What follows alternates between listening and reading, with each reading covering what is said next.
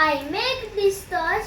You can check my video description below. So let's start our video.